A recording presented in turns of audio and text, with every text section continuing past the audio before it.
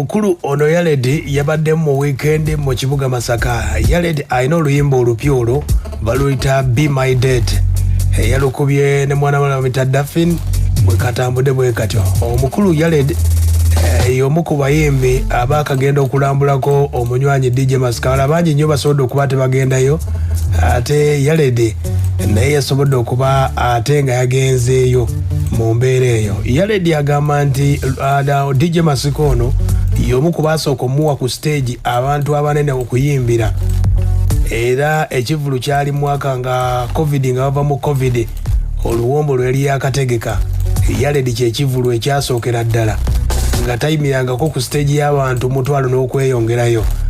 Agamba Masiko ono yamugamba ssebo olina okuyimba, kati yabadde alina okujja n'ayitawo n'amubuuzaako.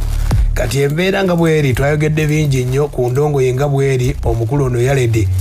Music nga wamulaba enteekateeka ziri zitya, nga Umayeli yategeseeyo ekivulu n'akisazaamu naye. Yaledi ye official producer wa David Lutalo, gwe buli wowulira oluyimba. Era ennyimba ezisinga eziri mu mukono gwa Yaledi zikwatira ddala. Yaledi wuuno ng'atunyumiza. Abantu balungi nnyo bannange, amanya nze Yaledi, mwebala okuwagira Sentinel Radio. Endi wano ne Urban K, number 1 Urban K. Manyi abantu baliyo bakwegomba so. Naita ku bukyala eyo mu kibuga nga bubwagala Urban K nenga bannange. Ne jinja eyo. Gawe yagadi ne jinja yonna ate jinja. Abasoga ndagira bulagizi. Kati gwe jango labe. Okay. Nenge ndongo etambula etya. Ndongo nnungi nnyo. Anna ndongo etambula bulungi. Yenafumiza akayimba akapya bakayita Be My Date. Okay. Kanyuma nnyo kanonyeko ku YouTube kwe kali nnyo. Mukawagire. Akayimba kano wakayimbye nani? Akayimba nakayimbye n'omuwala wa Mr. Daffin, muwala mupya. Muwala mupya nenga ayimba bulungi nnyo. Gwa mulese. Nze namulesa Daffin oyo. Okay. Mugende muwulize mwana ayimba bulungi nnyo bambi. Obuyimba obaddeko n'obuyimba bungi nnyo. Tubaddeko ne Maliza, waliwo n'akalala abantu ke basinga okutya nga bagamba Yaledi ayagala kulaama. Gundi bali babangi. Ugamba akayimba nakajja ku mutima gwange. Bansonga nti ng'oli mulamu abantu bakulabawo. Omala okufa ne balyoka bawaana. Kati Urban K n'ofa kati maama. Abantu bava e Kampala ng'emitwalo ebiri bazze ku Urban K, naye kati onoonya n'ababiri oyinza obutabalaba. Wesanga olinawo Yaledi yekka n'omulala. Nekiva ku ki? Abantu bwe batyo tubula nayimba akayimba ako, abantu bo baagala omuntu nga ndowooza baagala omuntu ng'okyassa, era nakiyimba ne mu luyimba nti ng'okyassa kutukka otutini tosuubira okujunanga. Oli bwawulira nti oli ali mu ddwaliro kinti mulago akyali mulamu ng'agamba nja kugendayo enkya, naye bw'ofa ne waba Masaka ng'alinnya. So bwe batyo abantu bwe bali. Ekisaawe ky'endongo kigamba kitya? Ekisaawe ky'endongo kyo kirungi yadde nga mulimu ebicunya, naye teri mulimu etagutabeeramu ebyo. Ebicunya bibeeramu abataagaliza bayitirivu nnyo, bigamba ab'enkwe bangi. Buli kimu kiri omwo, naye tubeeramu era mwetuli. Ate production yali atya? Production naye mulungi. Production engeri gye tubeera mu studio nti buli muntu abeera ne studio ye. Simusangamu bw'oba aliyo gwe sikyala mu studio za producer nnyo. Nze mbeera mu yange. Kati eyo sijja gamba nti oba ne wabaayo nga tanjagala nga producer munnange abeereyo bibye. Kayina ng'embeera eno byange. Endongo y'Ebusoga esazeeko Kampala. Uganda yonna. Uganda yonna. Kitegeeza ki? Kitegeeza nti Busoga ina talent za njawulo nnyo, baproducer tuli bangi, abayimbi bangi nnyo, n'olwekyo Katonda akituwadde kati katufuge mukona. Si bwe kiri taata. Okay, abantu baagala okumanyako obudde obutambuza otya, obubalansinga otya okubeera mu production n'okuyimba? Kakati production njiwa obudde bwayo nti mbeeramu emisana, kati okuyimba kubeera nnyo okwekiro. Kati ate mu wiiki mpayo ennaku 2 nga zakola nnyimba zange, endala zakola za bakasitoma bange. So nekibalansinga bwe nti omala okuba nengenda ku show lweninayo kitera kuba za weekend nenkuba omuziki. Kinamu buzibu yadde n'akatini era mbitambuza bulungi.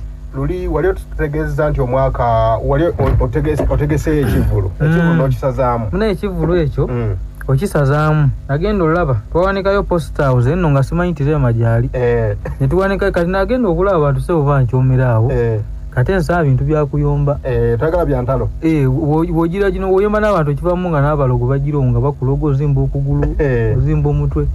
kaina gamba katuje concert obudde bukyaliwo katonda ajja tuwa obulamu tukole concert era omwaka ogujja kimanyi tugenda kola concert ennungi nga teri mu buvuyo simanyi ate yekusiza kuono simanyi biki naffe tuliko fekka era ejja ensonga z'ebyobufuzi eziyingidde mu ndongo ozogerako ki nga bw'owulira nti Gravity ategese Mickey Wine n'amuteekako ekivvulu kati David Lutalo yategese Kabakko n'ategeka ku lunaku lwe lumu okyogerako ki kakati bannange ezo nno ndalo siza abayimbi bapromota be bakola ebyo ebintu by'ekisirusiru kaludiro tya Kabaka omuteeke ku lutalo oyitegeera tebikwatagana Kabaka olutalo gambiringa oba kuddira oba ku Katonda oba kyona kinene ndowooza oba kiki gamba naye bapromota be baleeta eki bo balowooza mbu nno bino byabufuzi bino si byabufuzi guno muziki guno muziki ate buli muntu aliwaddemu okwagira kyayagala kanze nabagamba ndi wa UPC obote siva kuoyo bubaka kiboyinza okuwa Kabakko kuba Kabakko okumutegeka ku lunaku lumu ne lutalo Kabakko munnange Kabakko gyoli nenge gyategese ku kalenda ajafunayo bagundi banakyejwe baali awo ajafunayo wafunye naye nga Kabakko olugendo luno si lwangu lwolinnye kakati ate Kabakko in fact ene kanjireke nimbadde ina muteeka kunange ekiwano kugundi awulire mbadde nyabeera ku papazi biyinza okwataganira nawe oyinza omukiika ekivvulu bwannanyiiza bw'anaagenda maaso n'okwogera kati agire asale ebigambo tumuleke musonyiwe abawagizi bannaye ekisookera ddamwe bali kuwagira music wange kuva kuleeta kaina kayimba obuyimba nno bungi awo bulinga mu 10 oba nabumeka so ogendayo noncekinga ku YouTube mwe bali kuwagira bannaye music wange mwenna mweyongera okuwagira obuyimba obupya bukyajja bunyiza nina ennyimba mpitirivu bwaziwera n'ebisatu kati ntaako lumu era abantu bagamba ng'ofulumya nnyo nina nnyingi sina kyazikolera ate buli lunaku osiiba mu studio ne bwebanga mafulumya buli lunaku nsobola kati